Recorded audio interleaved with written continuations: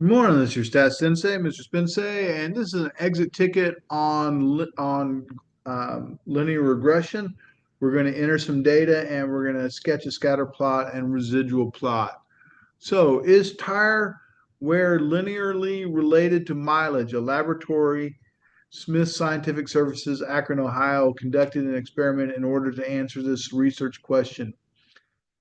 As a result of the experiment, the researchers obtained a data set treadwear.txt containing the mileage X in thousand miles driven and the depth of the remaining groove in millimeters.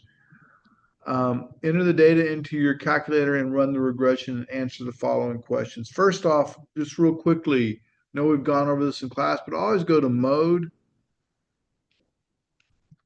and make sure stat diagnostics is turned on. If it's not, arrow over to it and press enter. And also make sure stat wizard's on. We all want to be a stat wizard. Once we have that done, we can second quit out of there. We can go to stat edit. And I've already entered the mileage in L1 and the depth in millimeters in L2. And at this point, I'm just going to go stat test linear regression t-test. That's letter F. Press enter. And this seems really weird. By the way, we always want this to be a not equal unless specifically told otherwise. But regression, we're going to press alpha button followed by trace. I know that doesn't make a whole lot of sense. We want Y1 to pop up and we'll just press enter and we'll calculate. Okay, so we have Y equals A plus BX. So let's talk about that real quickly because that seems a little bit weird.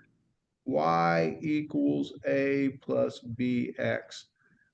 A is my y-intercept, and B is my slope. So I'm going to go ahead and mark that down because that just seems weird. A, y-intercept, B is slope. So when I look at my calculator, what did it say A was? Oh, A is 360.63. And we're just going to stop it right there. 360.6366. All right. The next thing, B's my slope. All right, because it's all, and slope is always going to be next to the X, and it's negative 7.208.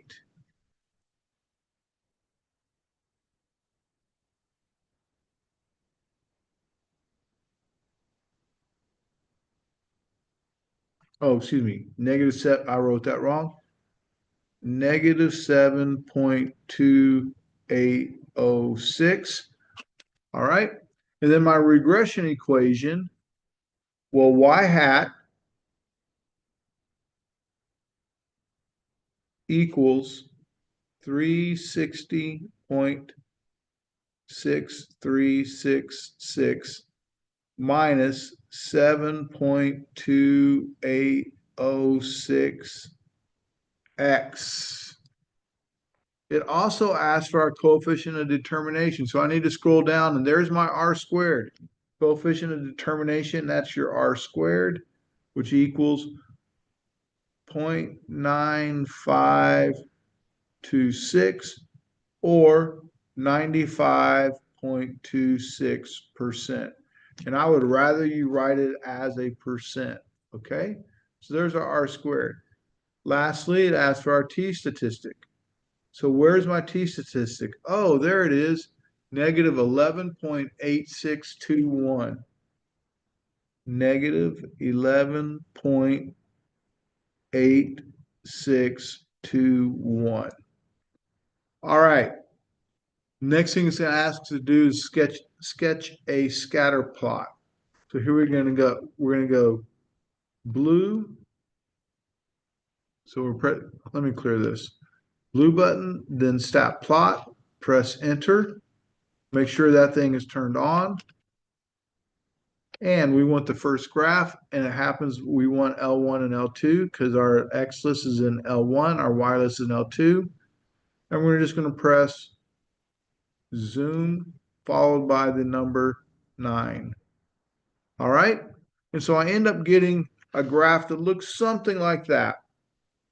I like to draw the line even though I didn't ask you to, because I find that the line helps me establish my data points. So if I draw my line,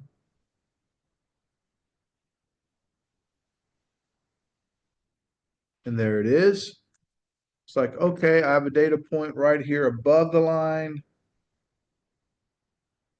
I have a data point here on the line. This one's a little bit below the line.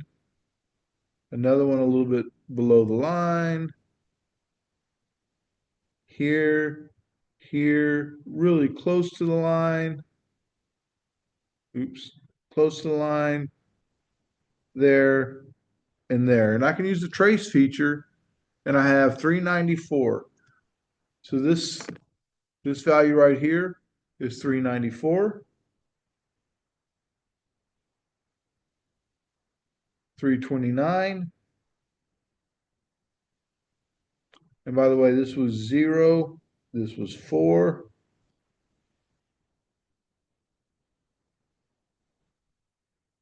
this is at 8, and this is at 291.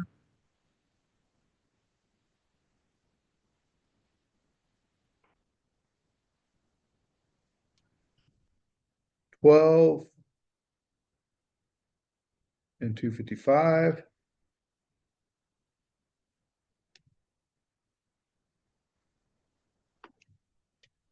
Uh, 16 and 229.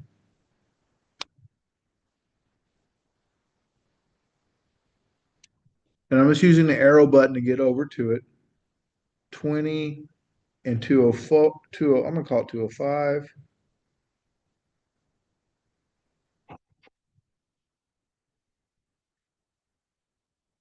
24, 179, and it starts to get really crowded here.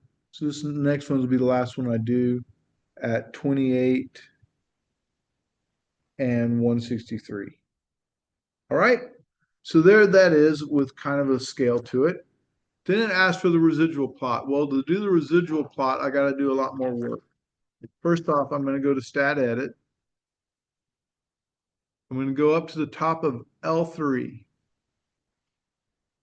and I'm going to press blue, then list. And if I scroll down and I've done everything else the way I said, I should have residual, and I'll just press enter, and it populates my residuals. So I have my residuals. All right, but what does that graph look like? Well, to do that, I'm going to go blue, then stat plot, press enter, leave everything exactly the same, except my Y list is now going to be L3. So second 3 or blue 3, press zoom 9, and there's our residual plot. Residual plots are always centered on 0. And in this case, I have this nice curve. So I'm going to go ahead and graph it out. I'm not even going to worry about putting a scale to it. I should, but I'm not going to.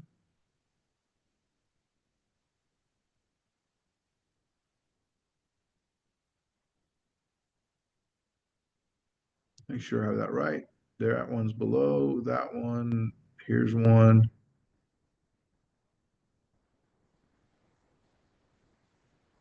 All right, so there's my residual plot. Based on the residual plot, is a line an appropriate prediction model? Justify your answer. And the answer is no, it is not appropriate because there is a pattern to the residual plot. And that's really obvious because we have this curve right here. Okay. All right. Thanks for watching. Look forward to seeing you on the next one.